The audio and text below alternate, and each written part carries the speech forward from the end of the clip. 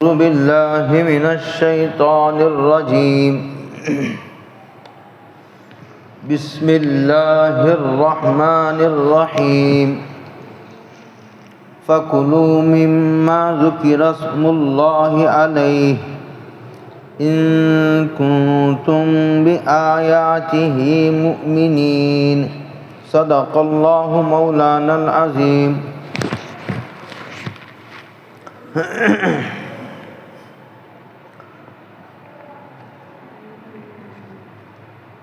کھاؤ انہی جانوروں کو یا حلال پرندوں کو جس پر اللہ کا نام لیا گیا ہو.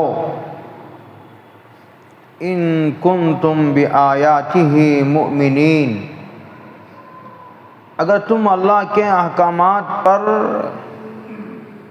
یقین رکھتے ہو، ایمان رکھتے ہو، تو اس ایمان کا تقاضا یہ ہے، کھانا تو حلال جانور ہے، بولو کھانا تو حلال ہی جانور، حلال پرندے،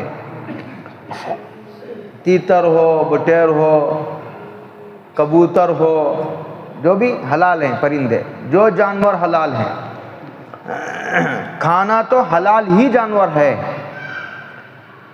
لیکن وہ حلال جانور کھانا ہے جس پر اللہ کا نام لیا گیا ہو.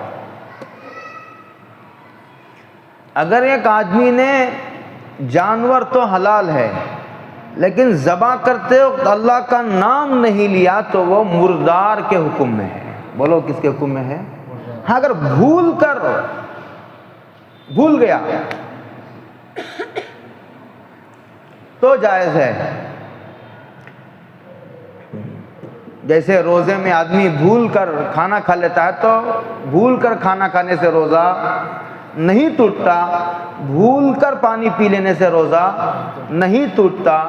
اسی طرح اگر بھول کر ایک آدمی اللہ کا نام نہیں لیا اور ذبح کر دیا تب وہ حلال ہے، اس کا استعمال کر سکتے ہیں. لیکن ایک آدمی جان بوجھ کر حلال جانور پر اللہ کا نام لیے بغیر چھری چلاتا ہے تو پھر یہ جائز نہیں ہے. یہ ان جانوروں کا ذکر ہے جس میں بہتا ہوا خون ہوتا ہے. یہ تیسری بات ہے، بہتا ہوا خون جس میں ہوتا ہے. یہاں ان جانوروں کا ذکر ہے. مچھلی ہے، مچھلی کو ذبح کرنا ضروری نہیں، اس لیے کہ اس میں کیا نہیں ہوتا، بہتا ہوا خون نہیں ہوتا. سمجھ رہے ہیں؟ یہ مچھلی لے کر ذبح کر رہے ہوں ایسا نہیں. فَكُلُوا مِمَّا ذُكِّرَ اسْمُ، تو ایمان کا تقاضا ہی ہے.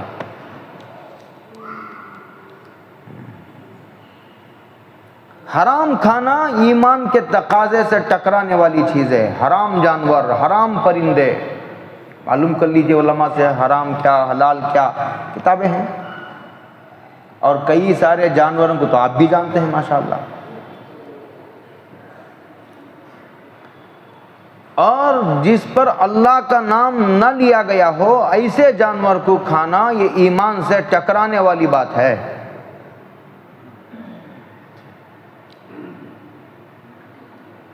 آگے کہتے ہیں وَمَا لَكُمْ أَلَّا تَأْكُلُوا وَمَا لَكُمْ أَلَّا تَأْكُلُوا مِمَّا ذُكِرَ اسْمُ اللَّهِ عَلَيْهِ، ارے کیا ہو گیا تم کو کہ جس پر اللہ کا نام لیا گیا ہو اس کو بھی نہیں کھاتے. وَقَدْ فَصَّلَ لَكُمْ مَا حَرَّمَ عَلَيْكُمْ، حالانکہ محرمات کی لسٹ ہم نے تمہیں بتا دی ہے تفصیل سے. کن کن جانوروں کا کھانا حرام ہے ہم نے تو آپ کو فہرست بتا دی ہے ان کی. معلوم کر لو، قرآن میں بھی ہے، احادیث میں ہے، کن جانوروں کو کھانا حرام ہے. ہم نے آپ کے سامنے مکمل لسٹ دے دی ہے، بس ان جانوروں کو چھوڑ کر باقی جتنے حلال ہیں کھاؤ. کیا ہو گیا تم کو؟ پتہ چلا کہ کسی حلال جانور کو اپنے اوپر حرام کر لینے کا حق کسی کو نہیں ہے، کسی کو یہ حق نبی کو بھی نہیں ہے۔ آج میں جمعہ میں میرا بیان تھا یکساں سول کوڈ۔ کیا ہے یکساں civil code? UCC، uniform civil code. خیر میں نے وہاں آدھا گھنٹہ تفصیل سے بیان کیا ہے۔ میں نے یہ کہا کہ یہ جو دین ہے، یہ دین اللہ کا دین ہے۔ کس کا ہے؟ یہ آسمانوں سے نازل ہونے والا قانون ہے۔ یہ کہاں سے نازل ہونے والا؟ یہ انسانوں کا بنایا ہوا قانون نہیں، یہ آسمانوں سے نازل ہونے والا قانون ہے، اور اس قانون کا نازل کرنے والا اللہ رب العالمین ہے۔ اس پر میں نے کہا جب یہ قانون اللہ کا نازل کردہ ہے، اس قانون کا نازل کرنے والا اللہ ہے، تو پھر اس میں تبدیلی کی کوئی گنجائش نہیں، کسی کو اختیار نہیں، تبدیلی کی کوئی اجازت نہیں۔ وجہ اس کی ہے کہ اللہ کا علم سب سے زیادہ ہے، اور اللہ کی عقل سب سے زیادہ، اللہ کو تجربہ زیادہ ہے۔ اللہ کو پیدا کرنے والے اپنی مخلوق کی استعداد و صلاحیتوں کا علم زیادہ ہے، اور قیامت تک آنے والے حالات کے تقاضوں کا علم اللہ کو ہے۔ وہ ظالم نہیں ہے، وہ عادل ہے، وہ بھولتا نہیں ہے، اس پر نسیان طاری نہیں ہوتا ہے، کسی کا حق وہ تلف نہیں کرتا ہے۔ جب اتنی باتیں ہیں تو پھر اب تبدیلی کی کیا ضرورت ہے؟ گنجائش کیا ہے؟ اختیار دینے کی کیا ضرورت ہے؟ یہ نعرہ بہت پہلے لگایا گیا تھا، بات آ گئی تو عرض کرتا ہوں، حلال و حرام کی تحلیل و تحریم کا حق صرف اللہ رب العزت والجلال کو ہے۔ اسی لیے ایک چیز کو بیویوں کی دل جوئی کے خاطر حضرت نے صلی اللہ علیہ وسلم نے اپنے اوپر جو ہے اسے اس کے استعمال کو حرام کر لیا، تو قرآن مجید میں آیت نازل ہوگی، یا ایھا النبی لم تحرم ما احل اللہ لک، جس کو اللہ نے حلال کیا ہے، حرام کرنے کا حق کس نے دیا ہے؟ جب حلال کو حرام کرنے کا حق نبی کو بھی نہیں ہے تو علماء کو کہاں سے ہے؟ اور جو اسلام پر ایمان ہی نہیں رکھتا ہے اس کو کیا حق ہے کہ اسلام میں تبدیلی کرے اور اسلام سے دستبردار ہونے کا مطالبہ کرے؟ یہ تھا قرآن، یہ نعرہ بہت پرانا ہے۔ وَإِذَا تُتْلَىٰ عَلَيْهِمْ آيَاتُنَا بَيِّنَاتٍ قَالَ الَّذِينَ لَا يَرْجُونَ لِقَاءَنَا نَأْتِ بِقُرْآنٍ غَيْرِ هَٰذَا أَوْ بَدِّلْهُ۔ جب حضرت رسول اللہ صلی اللہ علیہ وسلم نے نبوت کا اعلان کیا تو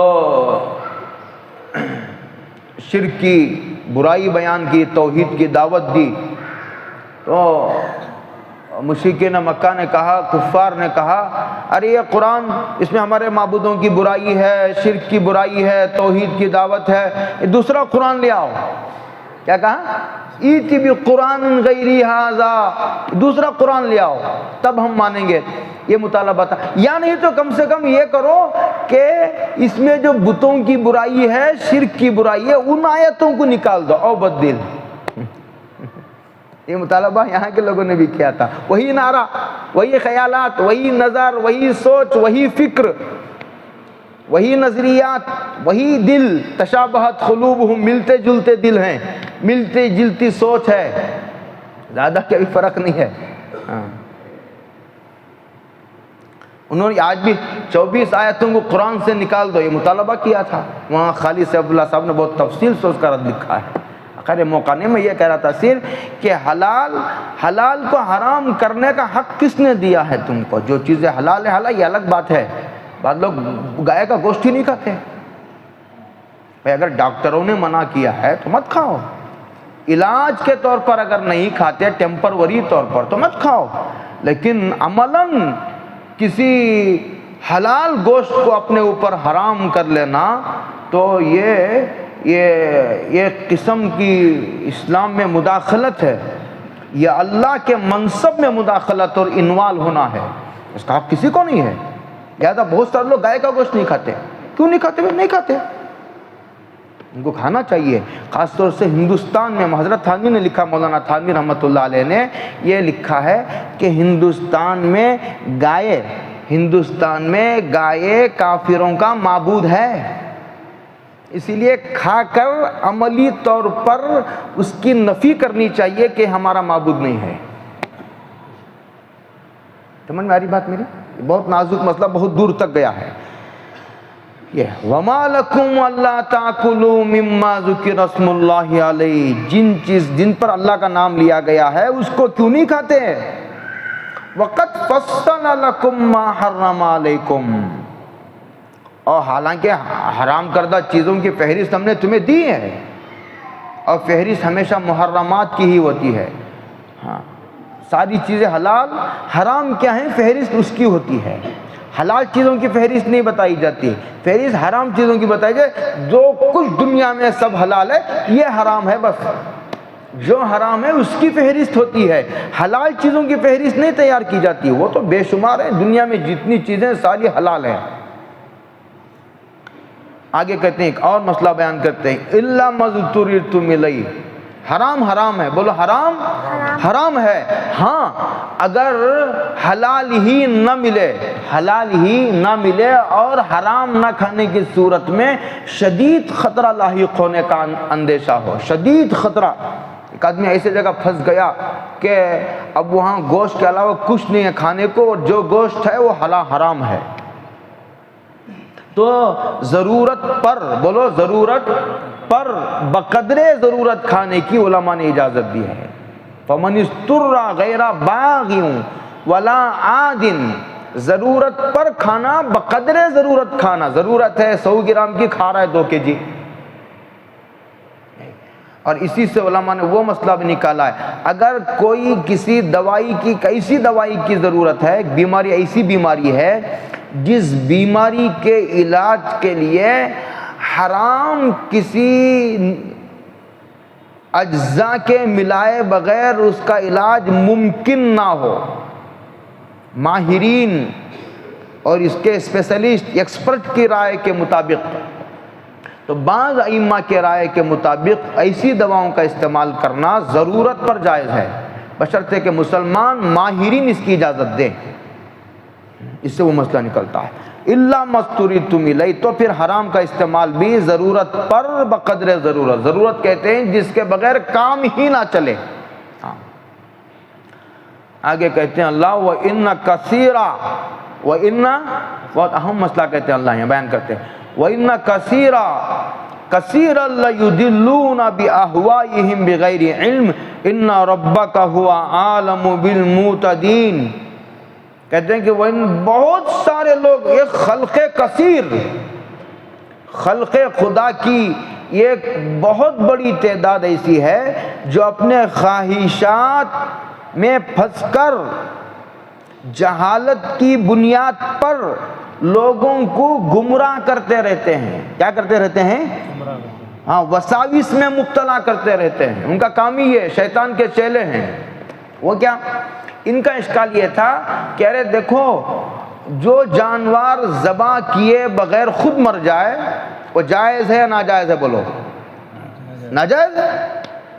ذبح نہیں کیا اور مر گیا، جیسے انسان مرتا ہے ایسا جانور مر گیا، اس کا کھانا حرام ہے، وہ مردار ہے. تو یہ لوگ یہ کہتے تھے مشرکین مکہ، بعض روایتوں میں آتا ہے کہ یہ اعتراض یہودیوں نے کیا تھا. اعتراض یہ تھا کہ اگر اللہ مارے تو حرام، بولو اگر اللہ مارے تو، اور تم ذبح کرو تو حلال. تم ذبح کرو تو حلال، اور اللہ مار دے کسی جانور کو تو حرام. یہ کیا فلسفہ ہے، ہماری سمجھ میں نہیں آتا.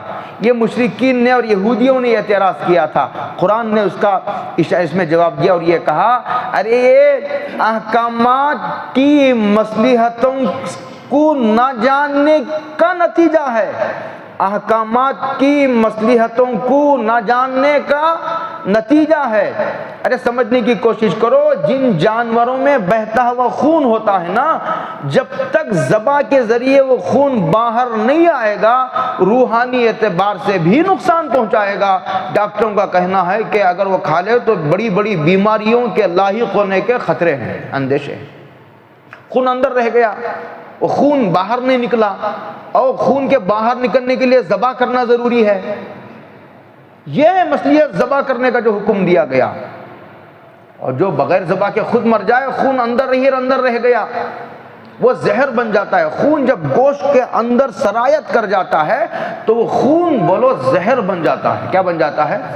زہر. تو اس کے کھانے سے منع کرنا یہ انسانیت کے لیے ایک نفع بخش حکم ہے، ایک مفید حکم ہے. کہہ رہے مت کھاؤ، یہ پوری چیز زہر بن گئی ہے. یہ ہے وَإِنَّ كَثِيرًا لَيُضِلُّونَ بِأَهْوَائِهِمْ بِغَيْرِ عِلْمٍ. جہالت اس کی بنیاد ہے. قرآن کریم نے کہا اِنَّ رَبَّكَ هُوَ أَعْلَمُ بِالْمُعْتَدِينَ. اللہ اعتراض کرنے والوں کو خوب جانتے ہیں. یہ حد سے تجاوز کرنا ہے نا، دونوں بالکل الگ الگ چیزیں ہیں. اسے بھی اللہ ہی مارتا ہے. آدمی بظاہر چھری چلاتا ہے لیکن موت اللہ طاری کرتا ہے. اگر اللہ کی منشا شامل حال نہ ہو تو پھر وہی ہوگا کہ حضرت ابراہیم نے اپنے بیٹے حضرت اسماعیل کے گلے پر چھری چلائی نہیں چلائی؟ کیا گلا کٹا؟ کیوں نہیں کٹا؟ سوال یہ ہے. اللہ کی منشا شامل حال نہیں تھی. تو یہاں جو ہم چھری چلاتے ہیں نا، وہاں بھی موت اللہ کے حکم سے طاری ہوتی ہے. اللہ کی منشا نہ ہو تو نہیں کٹتا گلا. ہاں، وہاں بھی جانور اللہ کے منشا کے مطابق مرا، لیکن وہ خون باہر نہیں نکالنے کی وجہ سے وہ جذب ہو گیا، سرایت کر گیا گوشت میں، جس کی وجہ سے وہ گوشت زہر بن گیا. اب اس کے کھانے کو حرام اس لیے کہا، اور میں نے ایک بہت پہلے اصول بیان کیا تھا، جس کو بھی اللہ نے حرام کیا ہے وہ انسانیت کے لیے نقصان دہ ہے. یاد رکھ لو، سود کو اللہ نے حرام کیا،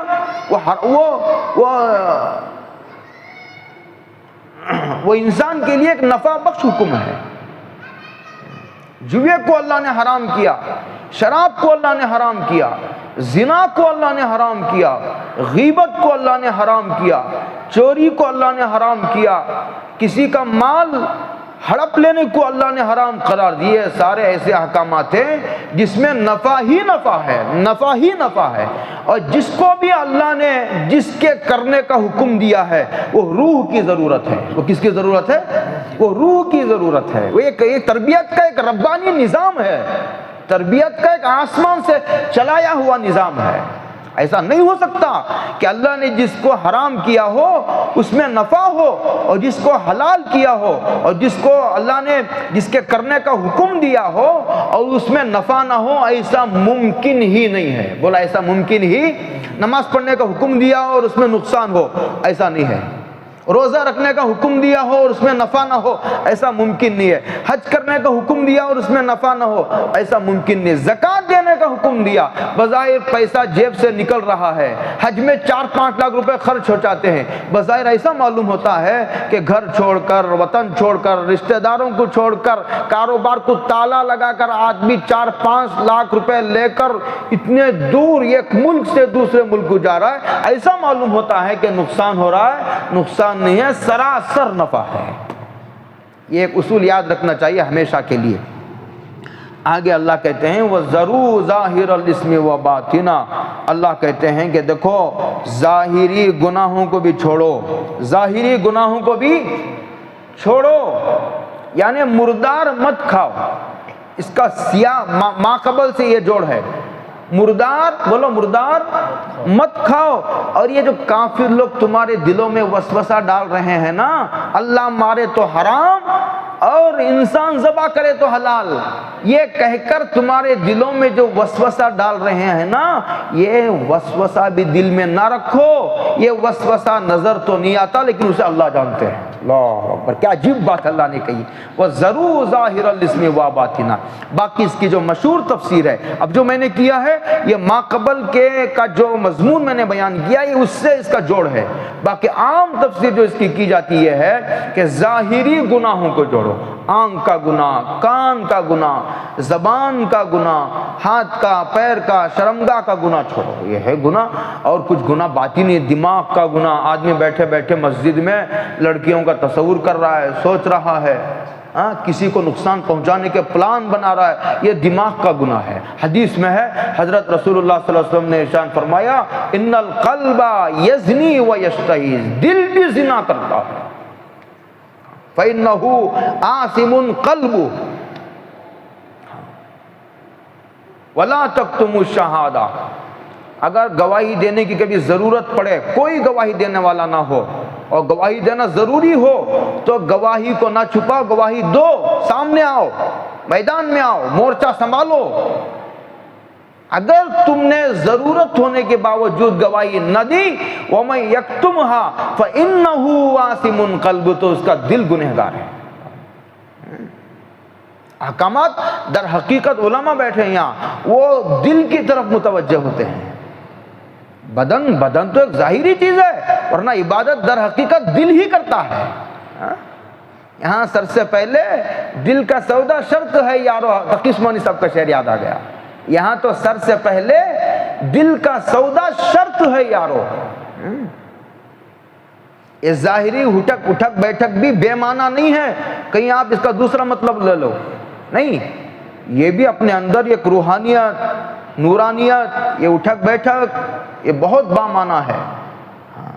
حضرت فلسفہ نماز کے عنوان پر قاری محمد تیس رحمۃ اللہ علیہ کی بہت بے مثال کتاب ہے، پڑھنا چاہیے اور اس کے مضمون کو سمجھنے کی ضرورت ہے۔ میں ادھر نہیں جاتا، میں یہ کہہ رہا تھا کہ وہ ظاہر ظاہر الاسم و باطنا، اندر کے گناہ، دل کے گناہ، دماغ کے گناہ، کینہ ہے، حسد ہے، دنیا کی محبت کو لوگ گناہ ہی نہیں سمجھتے، کینہ ہے، دشمنی ہے، غلط عقائد ہیں، شرک ہے، کفر ہے، نفاق ہے، نظر ہی نہیں آتے، لیکن یہ دل کے گناہ ہیں۔ شرک دنیا کی سب سے بڑی لعنت ہے، کفر ہے یہ دل کا گناہ ہے، نفاق یہ دل کا گناہ ہے، حسد یہ دل کا گناہ ہے، کینہ یہ دل کا گناہ ہے، عداوت نظر نہیں آتی یہ دل کا گناہ ہے۔ توبہ کرو، غلط عقائد سے توبہ کرو، غلط نظریات سے توبہ کرو، نظر نہ آنے والے گناہوں سے بھی توبہ کرو، کریں گے انشاءاللہ۔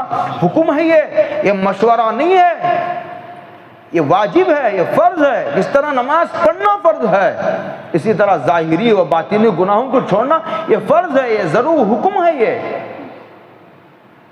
اس طرح اقیموا الصلاۃ، نماز پڑھو، وآتوا الزکاۃ، زکات دو، روزہ رکھو، فلیصم، یہ جو کہا گیا ہے، اسی طرح یہ بھی ایک حکم ہے، ظاہری باطنی گناہوں کو چھوڑو۔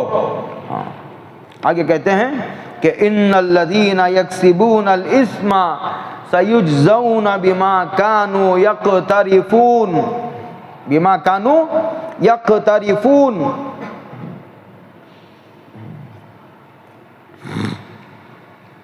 بلا شبہ وہ لوگ جو گناہ کرتے ہیں ان قریب ان کو ان کے گناہوں کی سزا ملے گی۔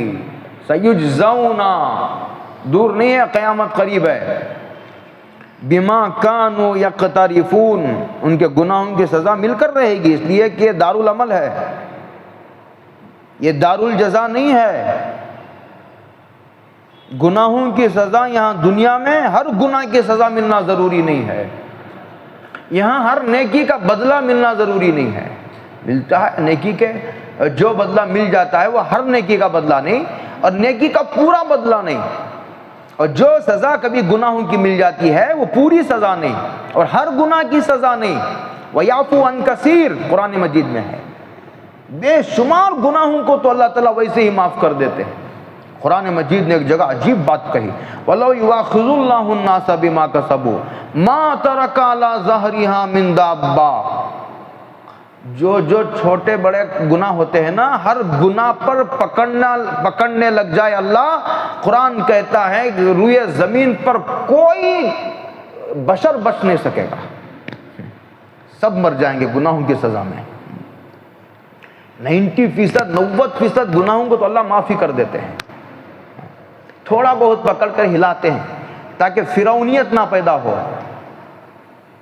آدمی کا دل ٹوٹے، آدمی کا بدن ٹوٹے، آدمی کی مستی ٹوٹ کر ٹکڑے ہو جائے۔ اس لیے کہ جو تربیت ہوتی ہے نا وہ بیانات سے نہیں ہوتی، تربیت حالات سے ہوتی ہے۔ بیماری لا کر پریشان کر کے آدمی کو اس کا کاروبار پر اثر آتا ہے، کبھی کاروبار مندہ ہو جاتا ہے، کبھی بیمار ہو جاتا ہے، کبھی پیر ٹوٹ گیا، کبھی یہ ہو گیا، کبھی رشتہ دار کا انتقال ہو گیا، یہ ساری مصیبت آتی۔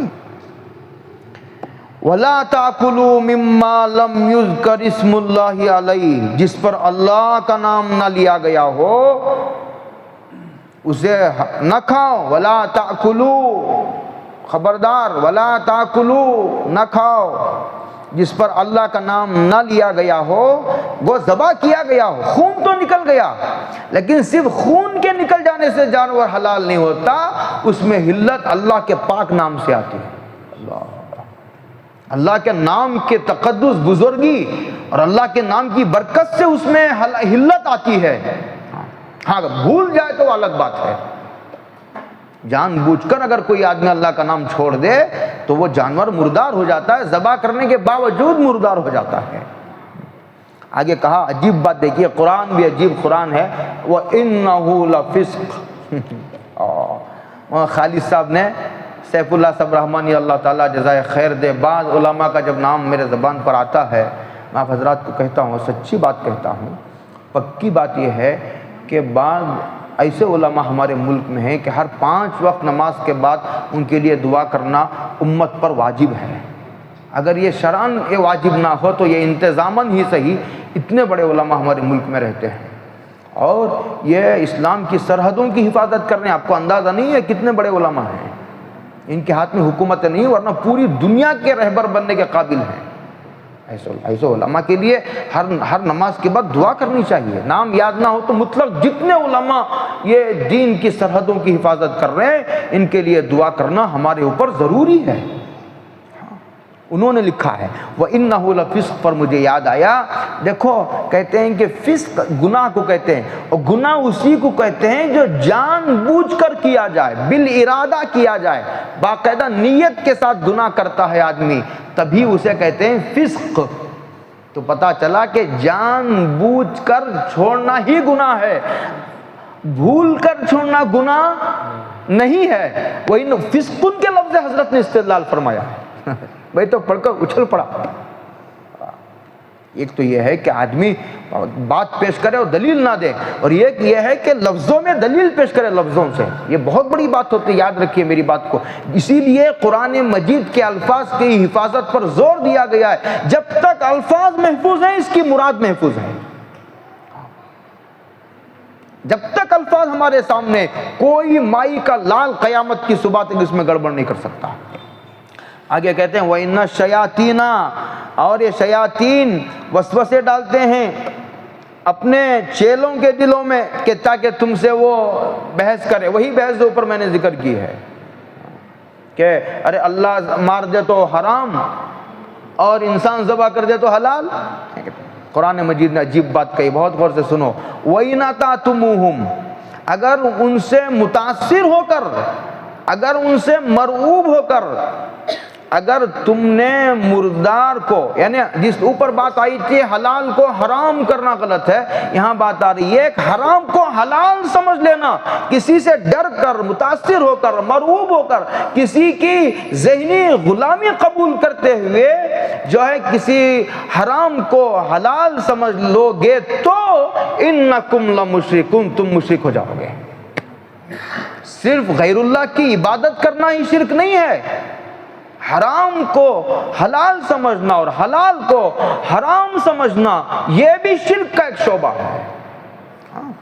انکم ان اطعتموہم انکم لمشرکون، کسی کے دباؤ کو قبول نہ کرو، حلال کو حلال سمجھو، حرام کو حرام سمجھو۔ آج اتنا ہی بس ہے، آگے ایک دوسرا مضمون ہے، اللہ تعالیٰ عمل کی توفیق عطا فرمائے۔ وآخر دعوانا ان الحمدللہ رب العالمین۔ مضمون مکمل ہوا، وہاں کہوں گا، کبھی بے تکلف بات آ جاتی ہے ذہن میں تو عرض کرتا ہوں ورنہ روک دیتا ہوں۔ ایک بات مجھے عورتوں سے یہ کہ اس سے پہلے گزشتہ جمعہ میں نے بات کہی تھی، بچوں کا ختم قرآن تھا ناظرے کا، اس وقت میں نے کہی تھی کہ عورتیں قرآن مجید سیکھنا شروع کریں، جن کو آتا ہے یہ لائق شکر و مقام ہے، ان کو شکر بجا لانا چاہیے اور اس مشن کو آگے بڑھانا چاہیے۔ جن کو نہیں آتا مایوس ہونے کی ضرورت نہیں، قرآن دیکھنا شروع کر دے، دیکھنا بھی عبادت ہے، سننا شروع کر دے وہ بھی عبادت ہے، اور سیکھنا شروع کر دے۔ کب آئے گا اس کی فکر نہ کرو، چلنا شروع کرو، قدم آگے بڑھاؤ، اللہ کی نصرت آگے بڑھ کر تھام لیتی ہے تمہیں انشاءاللہ۔ اور اگر سیکھنا شروع کیا، سیکھنے سے پہلے اللہ نہ کرے اللہ آپ کی عمر میں برکت عطا فرمائے سب کی، میں آپ کو حدیث کی روح سے، حدیث کی روشنی میں آپ کو یہ بات بتاتا ہوں کہ اگر قرآن مجید سیکھنے سے پہلے ابھی پڑھنا نہیں آیا کہ زندگی کے دن پورے ہو گئے تو انشاءاللہ قرآن مجید کے پڑھنے والوں میں تمہیں میدان محشر میں کھڑا کیا جائے گا انشاءاللہ۔ پڑھنا شروع کرو۔ یہ بات آئی تھی، میں ہمیشہ کہا کرتا ہوں طلباء سے کہ قرآن مجید جس کو پڑھنا آ جاتا ہے ناظرہ، میں کہتا ہوں کہ بچے کو اللہ سے باتیں کرنا آ گیا ہے۔ دوسری ایک اور بات میں کہہ رہا ہوں، آج کل ہمارے حمد وہی سب جو آتی مجلس ہے، وہ ایک مرتبہ ہمارا نورانی قاعدہ ختم تھا بچوں کا، اس وقت وہ شریک تھے مجلس میں، انہوں نے ایک اور بات کہی کہ جب تک نورانی قاعدہ نہیں پڑھتے علماء قرآن کو ہاتھ لگانے کی اجازت نہیں دیتے۔ یہ کتنی بڑی محرومی ہے، یہ کتنی بڑی محرومی ہے کہ جب تک نورانی قاعدہ نہیں آتا علماء قرآن مجید کو ہاتھ لگانے نہیں دیتے۔ جب نورانی قاعدہ مکمل ہو جاتا ہے علماء کہتے ہیں اب تم قرآن مجید کو چھو سکتے ہو، پڑھ سکتے ہو۔ تو یہ نورانی قاعدہ سیکھو، گزشتہ بار آئی تھی۔ آج مجھے یہ کہنا ہے کہ تم عورتوں سے یہ کہنا ہے 3 باتیں، یہ اپنے بچوں کے لباس پر توجہ دو، لڑکی ہو یا لڑکیاں ہوں یا لڑکے ہوں، ان کے اسلامی لباس پر توجہ دو۔ یہ شناخت ہے، یہ ہماری پہچان ہے، یہ تشخص ہے۔ اس مسئلے کا تعلق تہذیب سے ہے۔ جب تہذیب ختم ہو جاتی ہے، قاری محمد طیب صاحب کی کتاب ہے التشبہ فی الاسلام، ابھی قریب میں نے پڑھی، 300 صفحے کی کتاب ہے، اس کا ایک ایک لفظ میں نے پڑھا ہے۔ تو حضرت لکھتے ہیں جب تہذیب ختم ہو جاتی ہے تو مذہب ختم ہو جاتا ہے، پہچان ختم ہو جاتی ہے، امتیاز اٹھ جاتا ہے۔ اسی لیے اپنے بچوں کے لباس پر توجہ دو، اسے سرسری نہ لو۔ ٹوپی پہنانے کا اہتمام کرو، جہاں تک ہو لڑکیوں کو موٹا لباس، ڈھیلا ڈھالا لباس، اسلامی لباس پہنانے کا مزاج پیدا کرو، اور لڑکوں کو بھی چھوٹی سی بنیان پہنا کے چڈی پہنا کر کے بھیج دیتے ہیں بچوں کو، اور اسے ہلکا خیال کرتے ہیں۔ ایسا ہلکا پن نہیں آنا چاہیے، ہاں نرم گوشہ نہیں اختیار کرنا چاہیے۔ اس مسئلے کا تعلق باب تربیت سے ہے، ہاں اسلامی لباس کا پہننا۔ ارے دوسری قوم ہماری تہذیب کو اپنانے تیار نہیں، تو ہمیں کیا موت آئی ہے کہ ہم دوسروں کی تہذیب کے دل دادا ہیں؟ یہ کیا ذہنی غلامی ہے؟ جب تک ہم نے حضرت رسول اللہ صلی اللہ علیہ وسلم کہ غلام بنے رہے، ہم دنیا کے امام تھے۔ اور آج بھی اگر کوئی حضرت رسول اللہ صلی اللہ علیہ وسلم کی سنتوں کو سینے سے لگائے رکھتا ہے، آج بھی دنیا اسے امام بنانے کے لیے تیار ہے۔ ہاں ایک مسئلہ یہ دو۔ دوسرا، بچوں کی تعلیم پر خوب توجہ دو، پیسوں کی فکر نہ کرو۔ کپڑے چاہے درمیانی انداز کے پہناؤ، جوتے درمیانی انداز کے چاہے انہیں پہناؤ بچوں کو، لیکن دینی ہو یا دنیاوی بہترین تعلیم دو۔ اس سے بہترین کوئی زیور نہیں ہے۔ اچھے استاد کا انتخاب کرو، اپنی صلاحیتوں کو جھونک دو بچوں کی تعلیم پر۔ اور تیسرا، بچوں کو اچھا کھانا کھلاؤ، صحت مند، نقصان دینے والی غذاؤں سے بچاؤ بچوں کو، اور صحت بخش غذا کھلاؤ۔ باہر کا یہ فاسٹ فوڈ ہے، کینسر بڑھ رہا ہے۔ بنگلور میں رپورٹ یہ ہے، آپ زیادہ جانتے ہیں، سوشل میڈیا پر آپ ہی زیادہ رہتے ہیں۔ بنگلور میں دل کی بیماری، ہارٹ اٹیک اور کینسر کی بیماری میں بڑی تیزی سے اضافہ ہو رہا ہے، اس لیے کہ ایک تو پاک پانی نہیں پیتے، صاف پانی نہیں پیتے، اور دوسرا یہ ہے کہ پین کلر اتنا کھاتے ہیں۔ الامان والحفیظ، پین کلر مت کھایا کرو، سویا کرو، آرام کرو، اپنی صحت کی حفاظت کرو۔ فاسٹ فوڈ اور بازاروں کی چیزوں، تیل میں تلی ہوئی چیزوں کے استعمال سے اپنے بچوں کو بچاؤ، صحت بخش غذا اپنے بچوں کے لاؤ۔ آخری بات، آج کی آخری بات یہ ہے کہ بیوی اپنے شوہر کے ساتھ کھانے کا اہتمام کرے۔ شوہر آتا ہے، وہ تو یا تو شوہر خود آئے گا، اور بعض گھروں میں شوہر خود پکا کر کھاتا ہے بیچارہ، ایسا مظلوم ہے۔ اور یہاں پہلے مرد عورتوں پر ظلم کرتے تھے، اب ایسی رپورٹیں آ رہی ہیں 2-3 سال سے کہ عورتیں مردوں پر ظلم کر رہی ہیں۔ ہاں یہ سچی بات ہے، یہ انگریزی تعلیم کا اثر ہے۔ ہم نے اپنے بڑوں کو جیسا دیکھا وہ ایسا نہیں ہے، بالکل وہ الگ دنیا ہے، الگ کائنات ہے۔ اس لیے یا تو شوہر خود پکا کے، اگر بیوی پکا دی تو وہ اسے دسترخوان بچھانے تیار نہیں، وہ آئے گا خود بیچارہ نکالے گا، پھر آئے گا وہ خود دسترخوان بچھائے گا، خود ڈال لے گا، خود کھائے گا۔ ایسا مت کرو، یہ بالکل ایک بہت طاقتور اور محبت پیدا کرنے والا عمل ہے۔ اس سے محبت کے جذبات میں اضافہ ہوتا ہے، اس میں ایک ہمدردی بھی ہے، اس میں خیر خواہی بھی ہے، اس میں محبت بھی ہے، اس میں عظمت بھی ہے، اور اس میں لگاؤ ہے، اس میں اپنائیت ہے، اس میں بہت سارے فتنوں کا سد باب ہے، اس میں بہت سارے جو ہے لڑائی جھگڑوں کا حل ہے۔ میری شوہر کا استقبال نہیں کرتی، اکرام نہیں کرتی، اور اس کی خدمت نہیں کرتی۔ میں ان عورتوں کو نہیں کہہ رہا، میں کام بات کہہ رہا ہوں، یہ بات پوری جگہ جاتی ہے، کام بات کہہ رہا ہوں۔ اسی لیے جب آئے اس کا استقبال کرو، اس کو تولیہ دو، اگر وہ ہاتھ پاؤں دھو کر آئے پھر اس کے بعد اسے کھانا دسترخوان لگاؤ۔ شوہر کی طرف ہی نہیں متوجہ ہوتے، سو گئے جا کر اور بیٹھے ہوئے فون دیکھ رہے ہیں، شوہر گھر میں آیا ہے، اسے اس کا احساس ہی نہیں کہ شوہر گھر آ چکا ہے۔